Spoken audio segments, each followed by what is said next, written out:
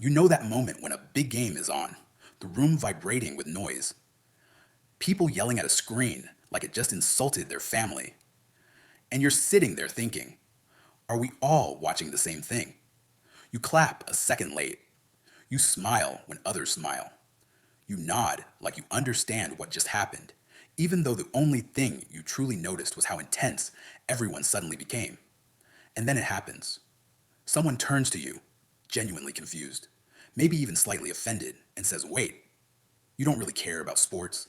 Not dislike, not rebellion, just absence. If that's you, maybe confidently, maybe quietly, there's nothing missing in you. In fact, there's a layered psychology behind why some people never obsess over sports. And once you see it, you'll realize this trait reaches far beyond games. It shapes how you focus, how you connect, how you define identity, and where your mind actually feels alive. Stay with me, because by the end of this, you'll probably recognize yourself in ways you didn't expect. Let's start with a familiar scene. A championship game is on. The stakes are high. Everyone is emotionally invested. People are tense, leaning forward, reacting in unison. And you suddenly feel an urge to drift to the kitchen, to your phone, to a thought you didn't finish earlier. This isn't distraction, it's orientation. These are internally anchored thinkers. Their attention flows from the inside outward.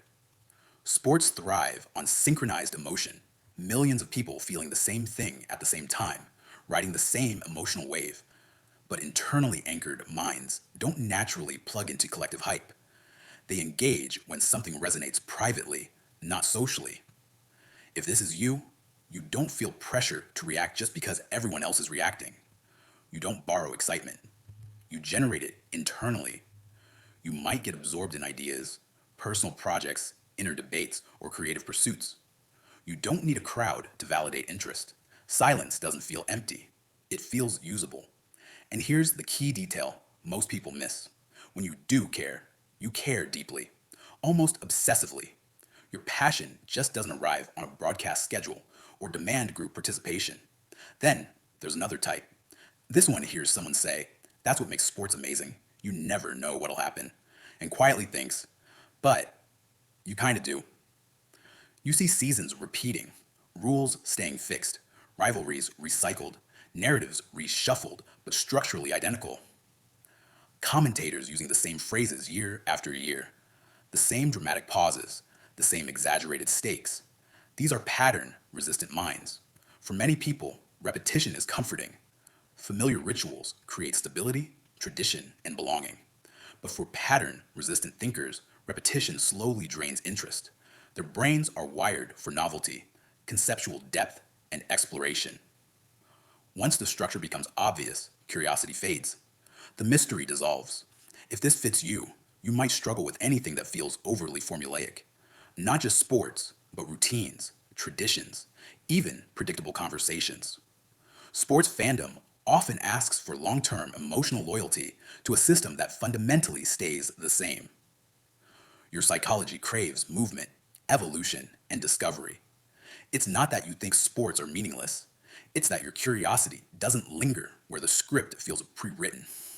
Now let's talk about a quieter profile, the empathic observer. This person doesn't watch sports for strategy or stats, they watch faces, body language, the subtle panic before a crucial moment, the way someone's posture collapses after a mistake, the almost painful joy of a last second win. And eventually, it becomes overwhelming. Empathic observers absorb emotional energy intensely. Collective excitement doesn't just energize them, it floods them. The shouting, the aggression, the emotional whiplash of winning and losing can feel heavy rather than thrilling. If this is you, sports crowds may feel draining, not irritating, just emotionally loud. You sense tension before it's spoken. You carry emotions longer than others. You might notice that after watching a game, you don't feel energized. You feel tired, like you just processed everyone else's feelings at once. You're often drawn to quieter spaces where emotions are explored rather than amplified. Deep conversations, art, music, long walks, thoughtful stories. Ironically, you may understand sports psychology better than many fans. You see the emotional mechanics clearly. You just don't want to live inside that intensity every weekend. Then there's a type people rarely acknowledge, the ones who don't obsess over sports because they already have something else. These are purpose saturated individuals. Sports fandom often provides identity, belonging, and emotional release. It offers a ready made narrative: we, us, our team. But if your life already supplies those needs through creation, building something, mastering a craft, pursuing a long term mission, the psychological function sports serve is already fulfilled. You don't need borrowed victories when you're chasing your own. If this resonates, questions like, what team do you support, may feel oddly misplaced, like being asked which stranger's success you're supposed to emotionally defend. You might enjoy sports casually, intellectually, or socially, but obsession feels unnecessary. Your sense of progress doesn't pause for halftime. Then there's another subtle category: the reflective distance keepers. These people instinctively step back from anything that encourages blind loyalty: teams, tribes, symbols, us versus them, identities. Sports fandom can sometimes mirror group psychology, rivalries, scapegoating, emotional investment in abstract banners, and something in you resists that pull. You prefer nuance over allegiance, observation over immersion. If this fits, you might enjoy analyzing sports as a cultural phenomenon without wanting to participate emotionally. You see how it bonds people, how it releases social tension, how it gives structure to chaos, and you respect it. You just don't want it fused to your identity. You don't want your mood controlled by outcomes you can't influence. Now, here's something important: people who don't obsess over sports are often misunderstood. They're labeled antisocial, boring, arrogant, or disconnected, sometimes even unrelatable. But in reality, their minds simply allocate meaning differently. Sports obsession isn't about intelligence, gender, emotional capacity, or social ability. It's about how the brain rewards attention, processes emotion, and constructs identity.